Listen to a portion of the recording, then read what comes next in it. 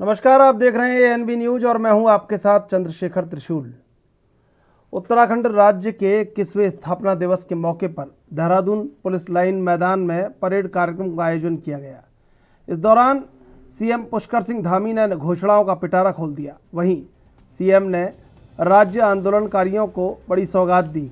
उत्तराखंड राज्य आंदोलनकारियों की पेंशन को बढ़ाने की घोषणा समेत कई अन्य घोषणाएं सीएम के द्वारा की गई हैं। सीएम की सौगातों पर कांग्रेस का कहना है कि बीजेपी सरकार की कथनी और करनी में बड़ा फर्क है। जब तक उत्तराखंड सरकार ये वादे पूरे नहीं करती तब तक सरकार पर यकीन नहीं किया जा सकता। उधर आम आदमी पार्टी ने भी कहा कि सीएम धामी घोषणा सीएम और सीमित सीएम बनकर रह गए हैं। वो घोषणाएं तो करते हैं लेकिन उन्हें अमली जामा नहीं पहनाते हैं।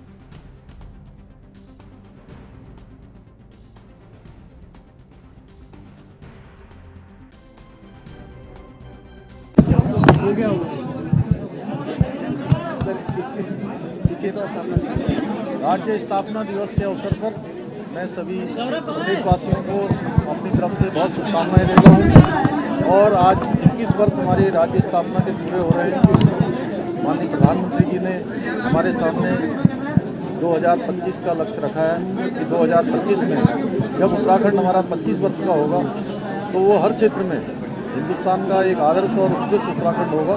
उसको बनाने के लिए हम संकल्पबद्ध हैं। और जिन हमारे शहीदों ने, जिन आंदोलनकारियों ने इस उत्तराखंड राज्य को बनाने के लिए जो सपने देखे थे, उनके सपनों को साकार करने के लिए, उनके सपनों के अनुरूप उत्तराखंड राज्य बनाने के लिए हमारी सरकार प्रतिबद्ध है और संकल्पबद्ध है। हम उस दिशा में काम कर रहे हैं, प्राणों प्राण से काम कर रहे हैं कि हर क्षेत्र में हमारा उत्तराखंड आगे बढ़े।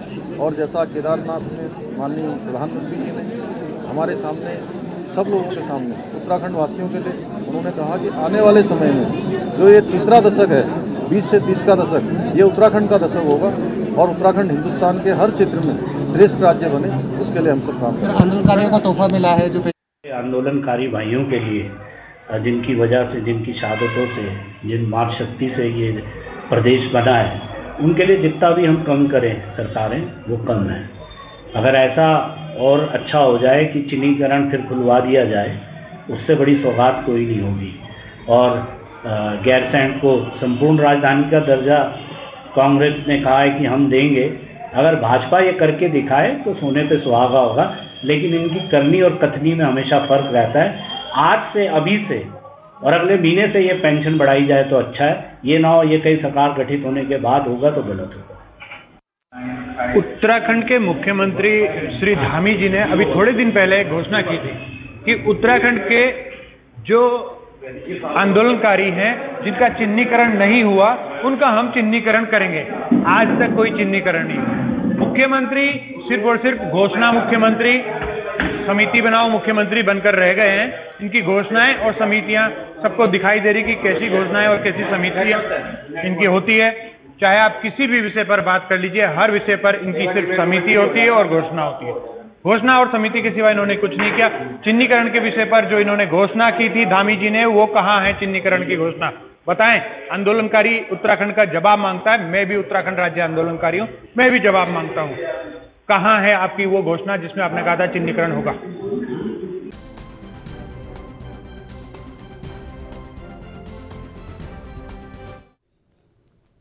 और आज इस मुद्दे पर चर्चा करने के लिए हमारे साथ दो मेहमान जुड़ चुके हैं उत्तराखंड से। लखपत पटोला कांग्रेस से और हनी पाठक बीजेपी से। आप दोनों का स्वागत एएनबी न्यूज़ पर।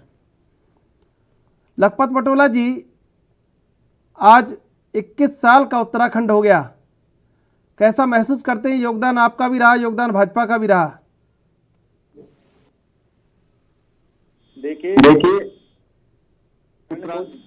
जिस भविष्य किसे सोच के साथ बनाया गया था, जो 7 पहाड़ी जो अंचल के जो जिले हैं, उन जिलों को लेकर जो परिकल्पना की गई थी, बाद में इसमें 5 और जिले जोड़े गए। उसको लेकर जो लोगों ने सोचा था, लोगों की भावना था, उसको लेकर बहुत सारे सपने पूरे हुए। ऐसा नहीं कि उत्तराखंड ने विकास नहीं किया। जहाँ 2000 में जो उत्तराखंड था, 2020 से 21 में उत्तराखंड बहुत आगे है। लेकिन विकास एक सतत प्रक्रिया है। मैं एक बात कहना चाह रहा हूँ कि कई मामलों में हमसे कमियां हुई। कुछ कमियां जैसे जिस तरह से जब ये राज्य बना उस समय 2% के आसपास यहाँ पे बेरोजगारी दर थी, लेकिन वर्तमान वो बढ़ करके बहुत आगे गई। और 2017 में जब हमने भाजपा को सरकार दी थी, जब भाजपा सत्ता में आए तो उस समय उत्तराखंड में 3.5% बेरोजगार दर थी। तो इसको हम कहेंगे कि एक सरकार इसको पूरा कर दे तो ये संभव नहीं है। हर सरकार को रोजगार के मामले में काम करना पर निरंतर प्रयास करना पड़ता है, क्योंकि आप जानते हैं हर साल हमारे कई बच्चे पीजी करते हैं, कई बच्चे डिप्लोमा करते हैं, बहुत सारे बच्चे तैयारी करते हैं, उसके बाद हर साल नौकरियां निकलती रहे तो सारे लोग उसमें भर्ती की जो प्रक्रिया होती है उसमें अपना पार्टिसिपेट कर पाते। लेकिन ये मैं कह सकता हूँ ये तो एक मामला है कि जो सरकारें काम करती, लेकिन दिक्कतें वहां से है कि जब उत्तराखंड राज्य बना, मैं इसके थोड़ा सा पृष्ठभूमि में जाना चाहूंगा कि जब हम लोगों ने नारा दिया था कि और आज दो अभी दो उत्तराखंड राज्य दो और कहीं मंजूर नहीं, अब गैरसैंण दूर नहीं, तो इस गैरसैंण की जो राजधानी हमने उस समय राज्य मांगने के साथ साथ दी थी, तो तत्कालीन सरकार ने उत्तराखंड राज्य तो दिया लेकिन एक विकल्प उत्तराखंड राज्य दिया, क्योंकि हमारे साथ 2 और राज्य भी बने, उन राज्यों की अस्थायी राजधानी दी गई। हम लोगों को अस्थायी राजधानी न दे करके उसमें बहुत सारी विसंगतियां, बहुत सारे विकृतियां रही, जिसकी वजह से बहुत सारे उसके जो माइनस पॉइंट है वो हमें झेलने पड़े। और उसकी वही कारण रहा कि आज तक उत्तराखंड ने अपनी पूर्ण राजधानी, एक अस्थायी राजधानी नहीं मुकम्मल जो होना चाहता वो हासिल नहीं कर पाए। उसके पीछे आपने देखा हो जब 2012 में कांग्रेस की सरकार है, कांग्रेस ने गैरसैंण के अंदर देश के अंदर, उत्तराखंड में नहीं पूरे देश के अंदर सबसे भव्य यदि विधानसभा का भवन बना तो गैरसैंण के अंदर बना है।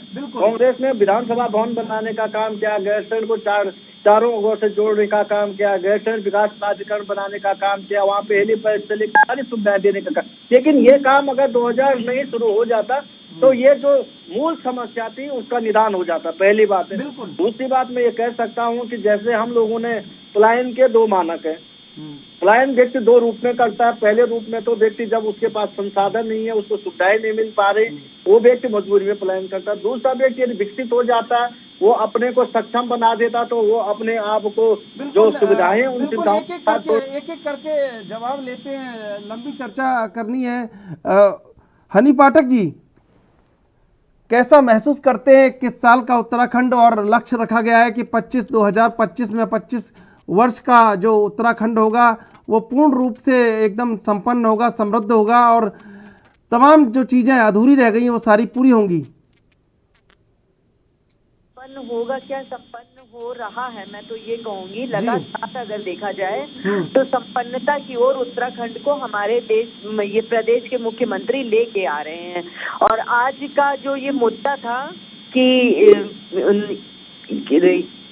आज के दिन में उत्तराखंड जब निर्माण हुआ था तो आज के दिन में क्या क्या घोषणाएं करी गई, जहां तक मुझे इसके बारे में जानकारी है कि घोषणाओं को लेकर मुद्दा था, तो मैं बताना चाहूंगी आज बहुत सारी घोषणाएं हमारे मुख्यमंत्री जी ने करी हैं। जैसे उत्तराखंड राज्य आंदोलनकारियों को 3100 पेंशन प्राप्त हो रही है, उसको बढ़ाकर 4500 किया गया है, और उनको जो 5000 रुपए प्राप्त हो रही थी पेंशन, उसको बढ़ाकर 6000 रुपए किया गया है। राज्य के प्रत्येक जनपद मुख्यालय पर अध्ययनरत छात्राओं को शिक्षा को सुगम एवं सुविधा युक्त बनाने हेतु एक महिला छात्रावास का निर्माण किया जाएगा, ऐसी घोषणा की गई है। राज्य में आवश्यकता अनुसार जनपद मुख्यालय पर कामकाजी महिला छात्रावास का निर्माण किया जाएगा।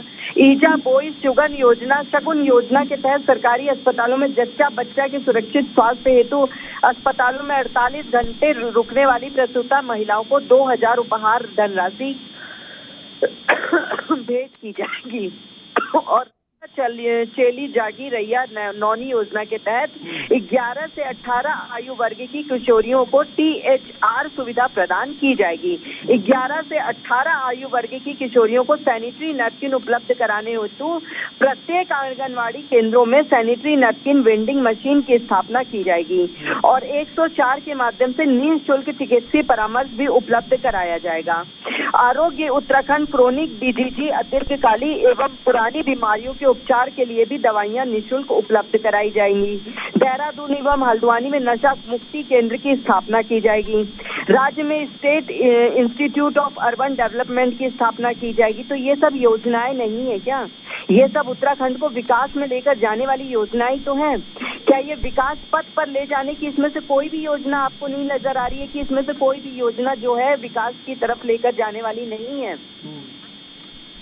जी, उमा सिसोदिया जी आपसे हमारे साथ जुड़ चुकी हैं। उमा सिसोदिया जी, स्वागत है आपका ANB न्यूज पर। उमा सिसोदिया जी, कैसे देखते हैं उत्तराखंड 21 वर्ष का हो गया है, नए संकल्प हैं, नए इरादे हैं। इसमें मैं अभी जो मेरी बहन हनी पाठक जी ने बहुत सारी योजनाओं की बात बताई, तो चुनावी साल है और चुनावी साल में ये आखिरी हमारा जो जन्मदिन है उत्तराखंड का वो पड़ा है। तो माननीय मुख्यमंत्री धामी जी ने बहुत सारी घोषणाएं की। ठीक है, घोषणाओं का स्वागत होना चाहिए। वो जमीन पर उतर पाएंगे या नहीं उतर पाएंगे ये तो आने वाला समय बताएगा। इससे पहले भी बहुत सारे मुख्यमंत्री आए और गए और बहुत सारी घोषणाएं की। मैं कहना चाहती हूँ कि पिछले 21 सालों में बार बार कभी कांग्रेस और बीजेपी, फिर कांग्रेस और बीजेपी की सरकारें रही, और मेरे को बहुत ज्यादा कहने की आवश्यकता नहीं है कि दोनों ही सरकारों ने किस तरीके से शिक्षा और स्वास्थ्य और बाकी दूसरे आधारभूत जो चीजें होती है उस पर किस तरीके से काम किया। आज भी हमारे यहाँ प्रसूताएं सड़कों पर दम तोड़ती हैं। आज भी पिथौरागढ़ से लेके अल्मोड़ा तक बच्चे को स्वास्थ्य सुविधाएं नहीं मिलती। आज भी पहाड़ से उतर के व्यक्ति जो है वो दूर हॉस्पिटल में ही आता है क्योंकि रास्ते पे कोई ढंग का हॉस्पिटल नहीं है। और इस तरह की और तमाम चीजें हैं। हम पलायन नहीं रोक पाए, सबसे बड़ा कारण क्योंकि हमारे शिक्षा और स्वास्थ्य इतना लचर है उत्तराखंड के ऊपर पहाड़ों पर कि हमारे जो युवा है वो पलायन करने के लिए मजबूर हैं। बहुत सारी चीजें हैं कि जिसपे अगर मैं कहना शुरू करूंगी तो कांग्रेस और बीजेपी इनके पास शब्द नहीं होंगे, क्योंकि दोनों ही सरकारों ने, ठीक है, माननीय मुख्यमंत्री जी ने आज कुछ घोषणाएं कर दी, हम उनका स्वागत करते हैं, ठीक है, क्योंकि मुझे मालूम है ये सिर्फ कोरी घोषणाएं हैं, धरातल पर नहीं उतर पाएंगी। 22,000 नौकरियों की भी कुछ दिनों पहले घोषणा की गई थी। कितने लोगों के हाथ में कार्ड आ चुका है जरा माननीय मुख्यमंत्री जी बताएं।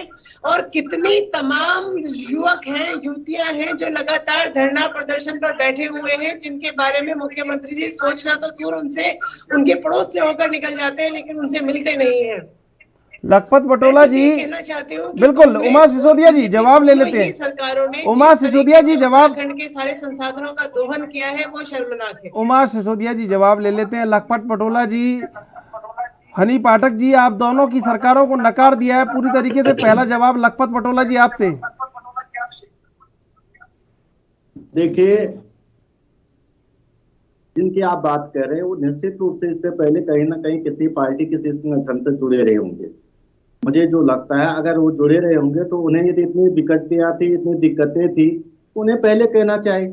मैं एक चीज कह सकता हूं कि ऐसा नहीं कि उत्तराखंड विकास ने कहा, उत्तराखंड ने बहुत सारे अभूतपूर्व विकास किया है, बहुत सारी चीजों को प्राप्त किया है, लेकिन ये मैं कह सकता हूं कि जिस स्तर पे हमारे काम होना चाहिए था उसके पीछे कारण मैं ये मैंने पहली बात कही कि जब हमारी अंतरिम सरकार बनी उसके अंतर्गत जिस अवसर में 2 मुख्यमंत्री देने का काम किया, हिमाचल हमारे बगल में है तो वाई एस परमार जी वहां पे मुख्यमंत्री बने तो लंबे समय के लिए उन्होंने वहां के हिमालय जो उनका जो हिमाचल प्रदेश था वहां की खूबियों को उकेरने का काम किया। दुर्भाग्य से हम यहाँ पे अस्थायी इतने लंबे समय के लिए सरकारें चलाने को नहीं मिली, लेकिन 2012 के बाद जब 14 में हरीश रावत जी मुख्यमंत्री बने तो उन्होंने यहाँ के रहन सहन, खान पान, कला, भाषा, बोली, संस्कृति, यहाँ के गार्ड गधेरे, भीमल, तीमल, सीमल से लेकर यहाँ के लिए राज्य गीत तक की उन्होंने बात की। उन्होंने यहाँ के जिस तरह से कोदा, झंगोरा, मंडवे को एमएसपी देने का काम किया, स्थानीय उत्पादों को, यहाँ की जो कंडाली होते उसके वस्त्र बनाने की बात की है। तो जो उत्तराखंडियत को जो हम लोगों ने, जो 7 जिलों ने मिलकर के जिस राज्य की परिकल्पना की थी उसको लेकर वास्तव में हरीश रावत जी ने जो आगे बढ़ने का काम किया उसमें भाजपा की सरकार ने उसको रोक दिया। और वो उत्तराखंडियत की जो एक पहचान होनी चाहिए थी जिसके लिए ये राज्य बना था उसकी अवधारणा में कहीं ना कहीं कमी रही है, पहली बात। दूसरी बात, मैं अपनी बात पूरी करना चाह रहा हूँ। मैंने पहले भी कहा है कि कई बार लोग कहते हैं पलायन की बातें कहते हैं, जैसे सिसोदिया जी कह रहे, अब उन्होंने जो मुख्यमंत्री के दावेदार हैं जो उनकी तो 2 पीढ़ियां ही पलायन कर चुकी है। ये आरोप लगाना बेकार है। लखपत बटोला चमोली में जिला पंचायत अध्यक्ष है, वो देहरादून में आते अपनी स्कूल चलाते थे। पलायन का मानक नहीं, विकास के लिए हर किसी को, हर व्यक्ति को विकास का एक मौका होता है, उसको उसमें अपने को भी सहयोग करना चाहिए। लेकिन ये कह सकता हूं कि उस गांव में, जो मेरे गांव में छूट गए, मेरे क्षेत्र में छूट गए, उन लोगों तक सरकार के द्वारा सुविधाएं पहुंची जानी चाहिए। दुर्भाग्यपूर्ण है कि हमने इस समय, इस सरकार ने 1332 प्राइमरी स्कूल को बंद करने का काम किया। जितने सीएससी सेंटर है, पीएससी सेंटर है, उनके अंदर न डॉक्टर है, न नर्सेस है, न स्वास्थ्य सुविधाएं। तो ये चीज है जहां पर सरकार को काम करना चाहिए कि अच्छी शिक्षा, अच्छा स्वास्थ्य और लखपत बटोला जी, जवाब आपको आम आदमी पार्टी को देना है। उन्होंने आपके कार्यकाल को पूरी तरह नकार दिया है। मैं इसलिए जवाब नहीं दे सकता। आपने गलत व्यक्ति को डिबेट में बिठा रखा। मैं कई बार कहता हूँ, जिस पार्टी का यहाँ पे 1% वोट नहीं, एक वार्ड मेंबर नहीं, आप यूकेडी वाला जवाब पूछता मुझे तो मैं कहता, मैं जवाब देता। आप ये बता, अरविंद केजरीवाल, दिल्ली की जनता ने उन्हें मुख्यमंत्री बनाया है, दिल्ली की जनता के प्रति वो जवाब दे हैं। और CMIR की रिपोर्ट कहती है कि दिल्ली में देश की सबसे ज्यादा बेरोजगारी है आज के अंदर। वो यहाँ रोजगार की बात करना चाहते हैं। जब मैं आपसे पूछ रहा, दिल्ली की यमुना की आपने कल स्थिति देखी होगी कि किस क्या झाग यमुना के अंदर बन रहा। ये सारी चीजें छोड़ दीजिए, ये गफलेबाजी, ये लफाजी, ये जुमलेबाजी से प्रदेश नहीं चलता है। बिल्कुल लखपत बुटोला जी, चर्चा आपसे जारी रखेंगे। पहले लेते एक छोटा सा ब्रेक के बाद फिर हाजिर होंगे।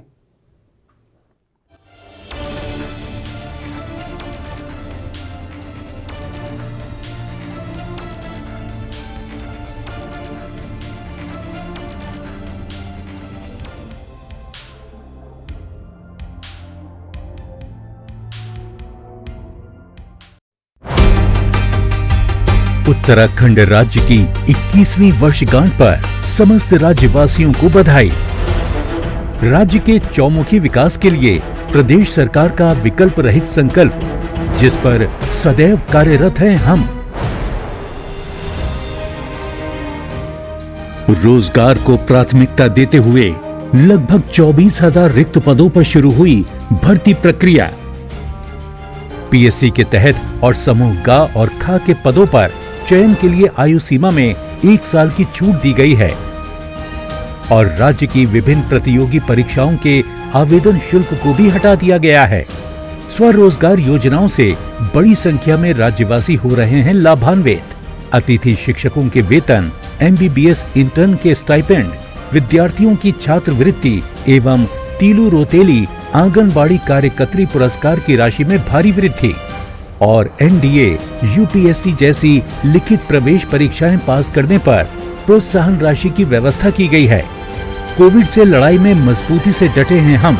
टीकाकरण अभियान को दूरस्थ क्षेत्रों तक पहुंचाकर उत्तराखंड ने समय से पहले 100% पहली डोज का टारगेट पूरा कर दिया है।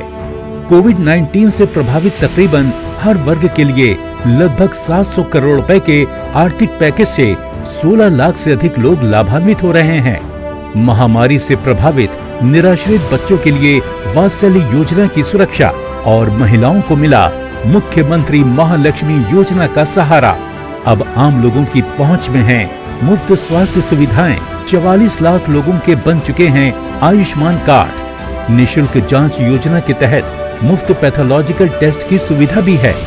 शिक्षा को आसान बनाने के लिए विद्यार्थियों को मुफ्त मोबाइल टैबलेट दिए जा रहे हैं। नई सड़कें, हाईवे, अस्पतालों और कॉलेजों के निर्माण से बदल रहा है उत्तराखंड। जिन विचारों को आधार बनाकर इस पर्वतीय राज्य की स्थापना 21 साल पहले हुई थी, उन्हें पूरा करने के लिए प्रदेश सरकार दृढ़ संकल्पित है। नए इरादे, युवा सरकार, उत्तराखंड सरकार।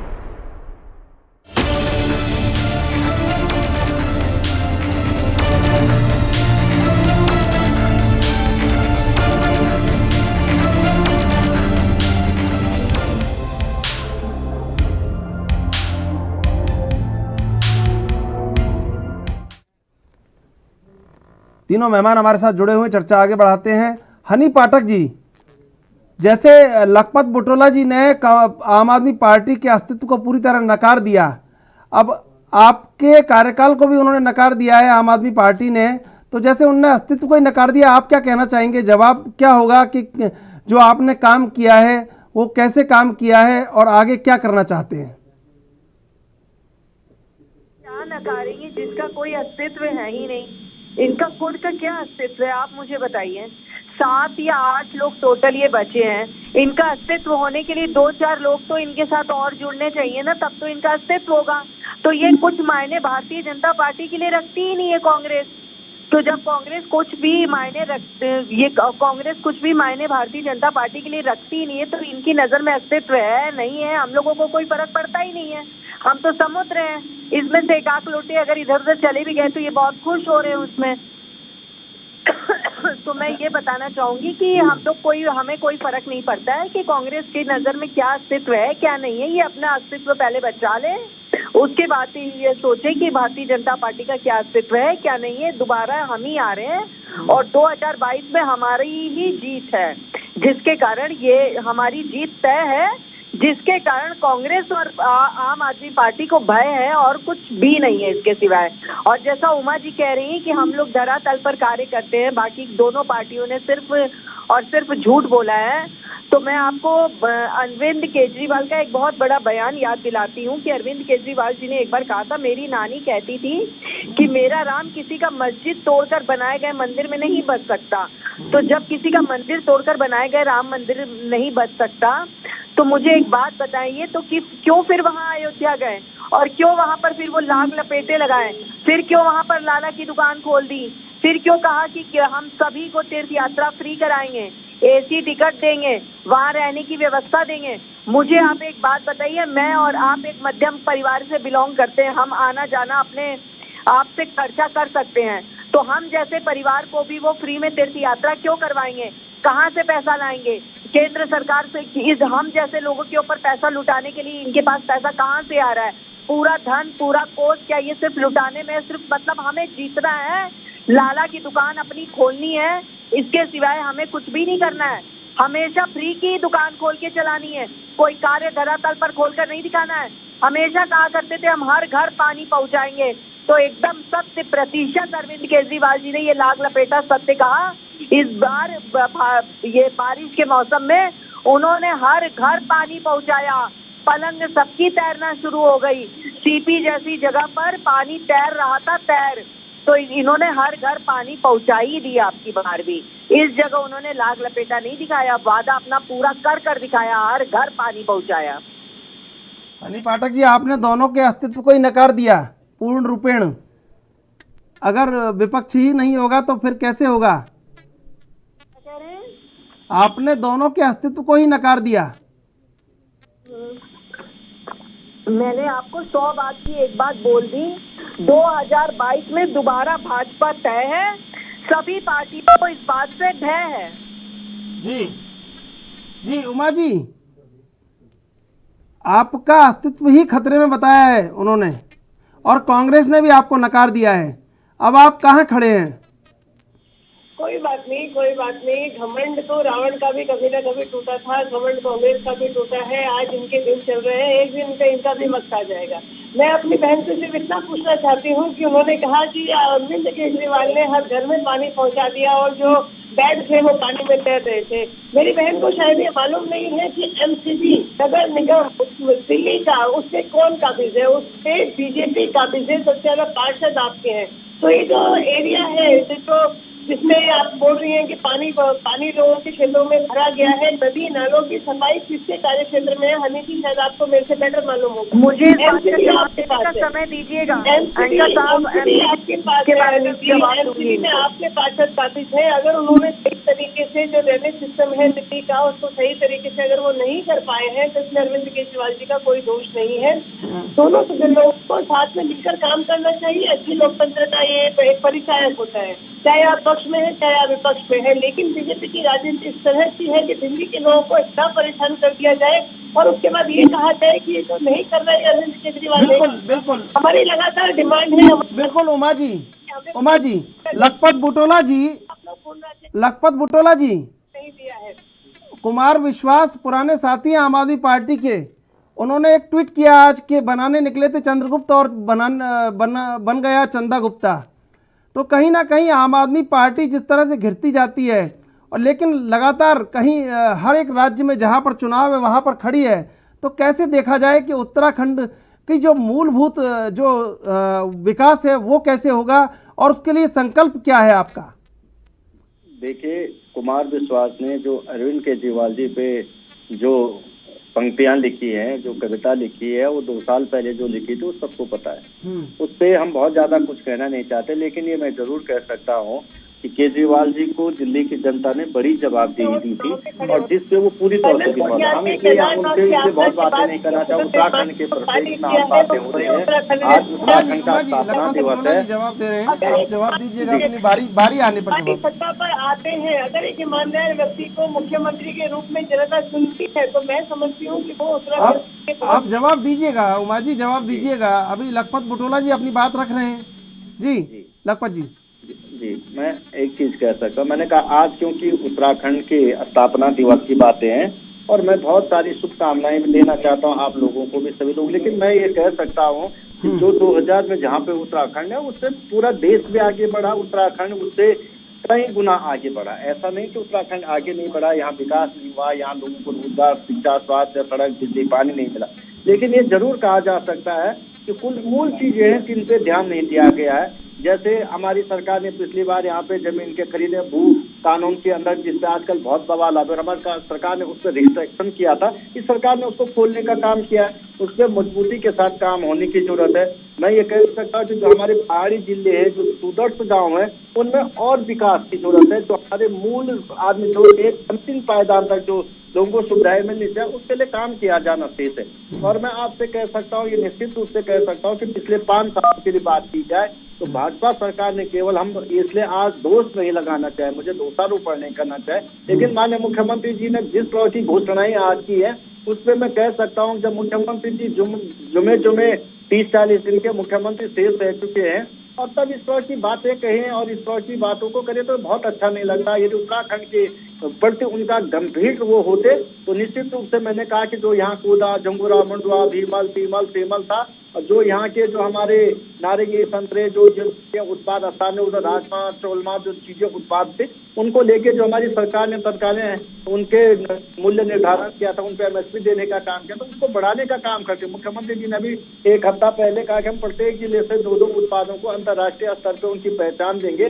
लेकिन हरीश रावत जी की सरकार ने बहुत सारी चीजों पर काम किया था, उसको आगे बढ़ा दे तो स्वागत किया जा सकता। तो यहाँ पे कहीं ना कहीं कमियां रहती है। मैं पुनः आपसे कह सकता कि उत्तराखंड के जो लोगों के सपने थे उन सपनों को बहुत हद तक सरकारों ने पूरा किया और आगे प्रयास कर रही सरकारें। ऐसा नहीं कि प्रयास नहीं कर, लगातार आप देखिए जब उत्तराखंड राज्य बना था तब यहाँ का बजट क्या था, आज यहाँ का बजट कितना है। जब आप देखोगे तो हमारे यहाँ पे देखोगे आप उस समय जो सड़क कनेक्टिविटी गाँवों से लेकर थी उनकी जो आज स्थिति आती है वो बेहतर है। आज आप देखोगे डिग्री कॉलेज यहाँ पे ज्यादा है, आप देखो पॉलिटेक्निकल ज्यादा है, यहाँ पे ITI ज्यादा है, हॉस्पिटलों की सुविधाएं सुधरी है, मेडिकल कॉलेज बने हैं। तो ऐसा नहीं कि यहाँ पे विकास नहीं हो, लेकिन वो मानक जिस तीव्र गति से हमें करना चाहिए था कुछ मामलों में हम पिछड़े हैं और सरकार है उस पर काम के। मैं आपसे कह सकता हूँ कि मूल जो समस्या हमारी गैरसैंण राजधानी को लेकर है, 22 में कांग्रेस की सरकार बनेगी, हम 2 साल के अंतर्गत गैरसैंण को पूर्ण की राजधानी बनाएंगे, एक ये समस्या का निदान करेंगे। दूसरा मैं आपसे कहता हूँ जो यहाँ पे पलायन संबंधी और जो दूरस्थ गाँव तक जो आखिरी आदमी तक जो हनी पाठक जी जल्दी से बता दीजिए कि क्या संकल्प है, जो मूलभूत प्राथमिकताएं वो पूरी हो पाएंगी? ये लखपत बुटोला जी जब से बोले जा रहे हैं गैरसैंण, मुझे जरा एक बात बताइए। स्वर्गीय इंदिरा हृदय जी ने गैरसैंण में सत्र कराने को मना कर दिया था क्योंकि उन्होंने कहा था वहां पर ठंड बहुत ज्यादा है, और कब से गैरसैंण का जाम किए जा रहे हैं। और दूसरी बात का मुझे जवाब दीजिए, 5 साल इनकी गवर्नमेंट भी हमसे पहले रही थी ना, तब इन्होंने जो हॉस्पिटल बनवाए होंगे ना वो तो हमने आते ही तोड़वा दिए होंगे। ये तो बातें ऐसी लंबी कर रहे हैं। जितने IIT इन्होंने बनवाए होंगे सब भारतीय जनता पार्टी ने आते ही तोड़वा दिए होंगे। जितनी सड़कें इन्होंने बनवाई होगी सब हमने भारतीय जनता पार्टी के लोगों ने और कार्यकर्ताओं ने आते ही तोड़वा दी होगी। जितनी फैक्ट्री इन्होंने डाली होगी भारतीय जनता पार्टी ने आते ही तोड़वा दी होगी। अरे 5 साल का टाइम तो आपको भी मिला था, कितना कार्य करके दिखा दिया, लेकिन हम लोगों ने करके दिखाया। अटल आयुष्मान योजना, गैरसैंण को ग्रीष्मकालीन राजधानी घोषित करी। बिल्कुल हनी पाठक जी, उमा सिसोदिया जी, लखपत बुटोला जी, आपका बहुत बहुत धन्यवाद डिबेट में जुड़ने के लिए। उत्तराखंड एक नई प्रगति की ओर अग्रसर है और नए प्रतिमान गढ़ना चाहता है। देखते हैं प्रतिमान कितने गढ़े जाते हैं और कितना अमली जामा उत्तराखंड पहनता है। बहरहाल ताज़ा तरीन खबरों के लिए आप देखते रहिए ANB न्यूज।